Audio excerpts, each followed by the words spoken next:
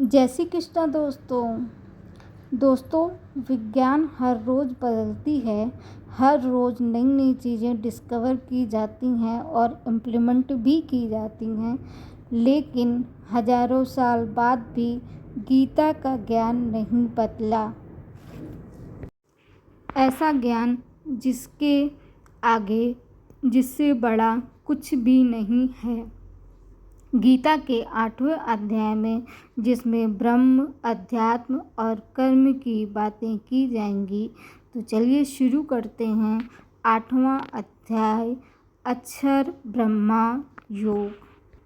अर्जुन ने कहा, हे पुरुषोत्तम, वह ब्रह्म क्या है, अध्यात्म क्या है, कर्म क्या है, अधिभूत नाम से क्या कहा गया है और अधिदेव किसको कहते हैं।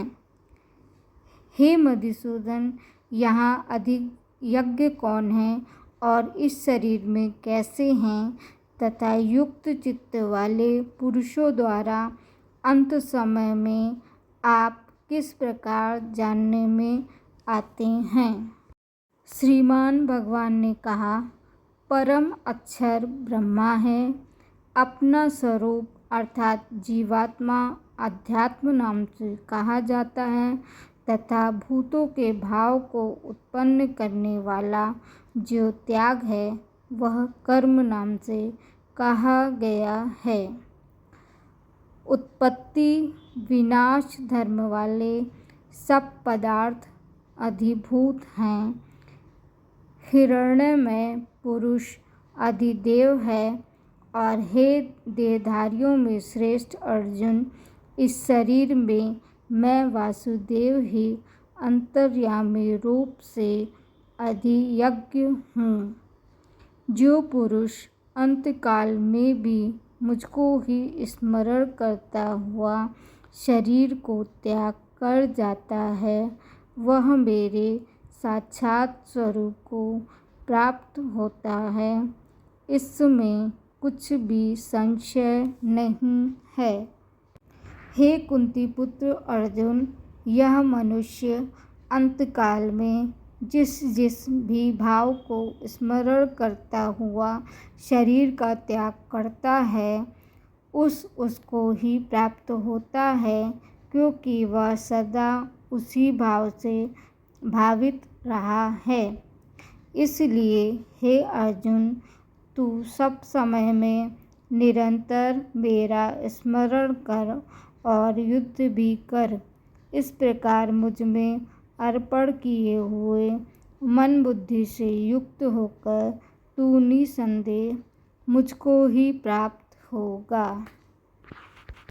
हे पार्थ, यह नियम है कि परमेश्वर के ध्यान के अभ्यास रूप योग से युक्त दूसरी ओर न जाने वाले चित्त से निरंतर चिंतन करता हुआ मनुष्य परम प्रकाश रूप दिव्य पुरुष को अर्थात परमेश्वर को ही प्राप्त होता है।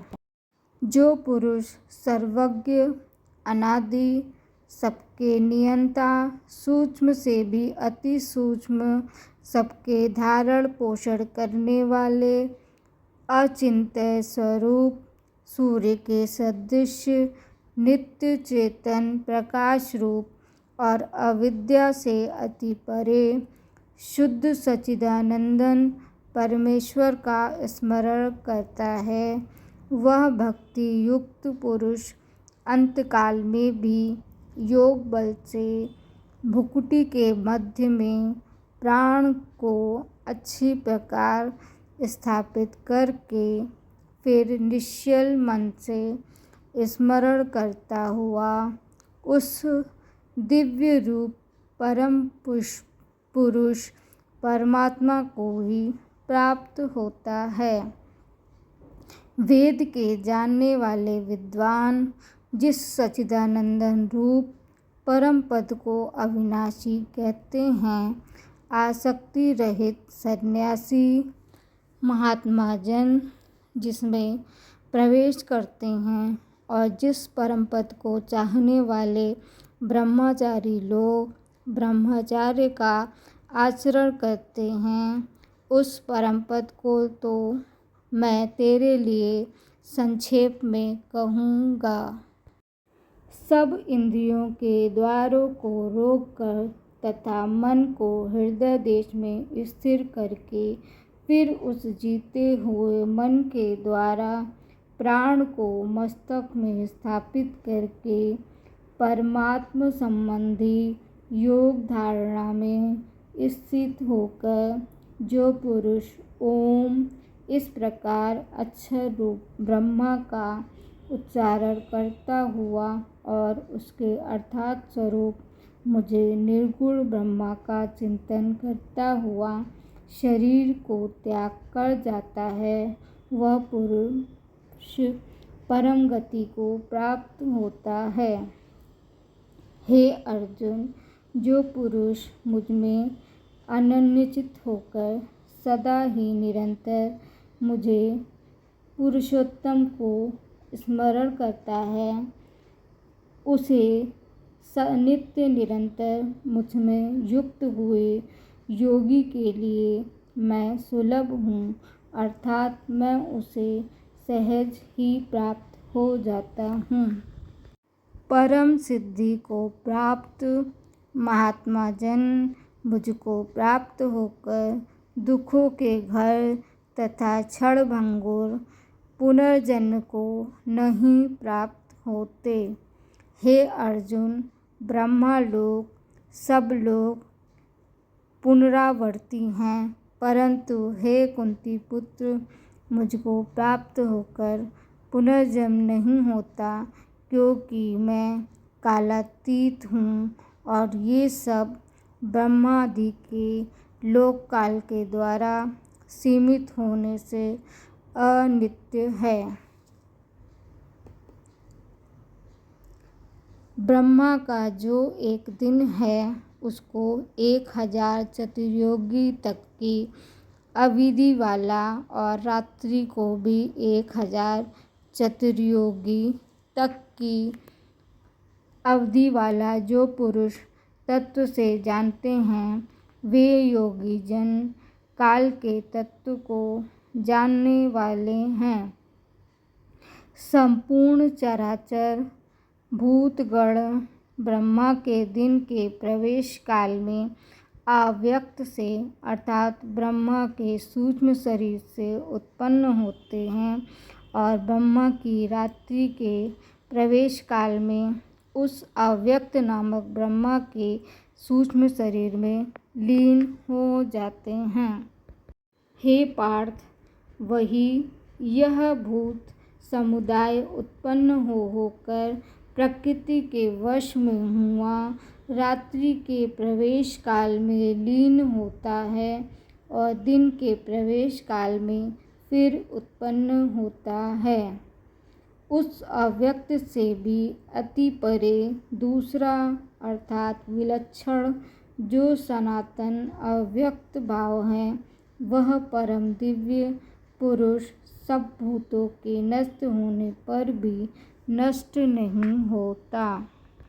जो अव्यक्त अक्षर इस नाम से कहा गया है, उसी अक्षर नामक अव्यक्त भाव को परम गति कहते हैं तथा जिस सनातन अव्यक्त भाव को प्राप्त होकर मनुष्य वापस नहीं आते, वह मेरा परम धाम है।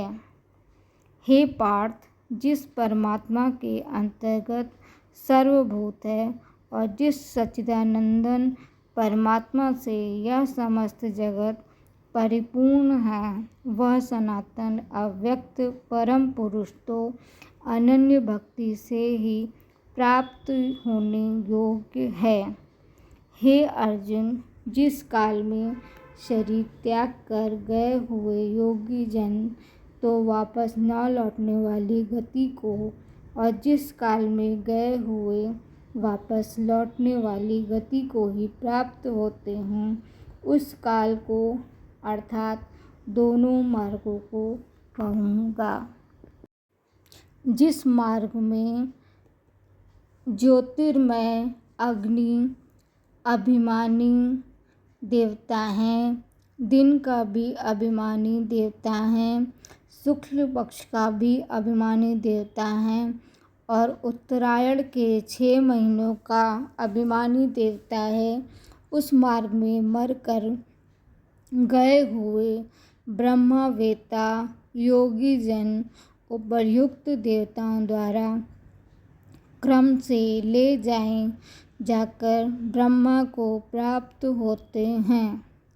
जिस मार्ग में धूमाभिमानी देवता हैं, रात्रि अभिमानी देवता हैं तथा कृष्ण पक्ष का अभिमानी देवता है और दक्षिणायन के 6 महीनों का अभिमानी देवता है, उस मार्ग में मरकर गया हुआ सकाम कर्म करने वाला योगी उपर्युक्त देवताओं द्वारा क्रम से ले जाया हुआ चंद्रमा की ज्योति को प्राप्त होकर स्वर्ग में अपने शुभ कर्मों का फल भोगकर वापस आता है। क्योंकि जगत के ये 2 प्रकार के शुक्ल और कृष्ण अर्थात देवयान और पितृयान मार्ग सनातन माने गए हैं, इनमें एक के द्वारा गया हुआ जिससे वापस लौटना नहीं पड़ता उस परम गति को प्राप्त होता है और दूसरे के द्वारा गया हुआ फिर वापस आता है अर्थात जन्म मृत्यु को प्राप्त होता है। हे पार्थ, इस प्रकार दोनों मार्गों को तत्व से जानकर कोई भी योगी मोहित नहीं होता।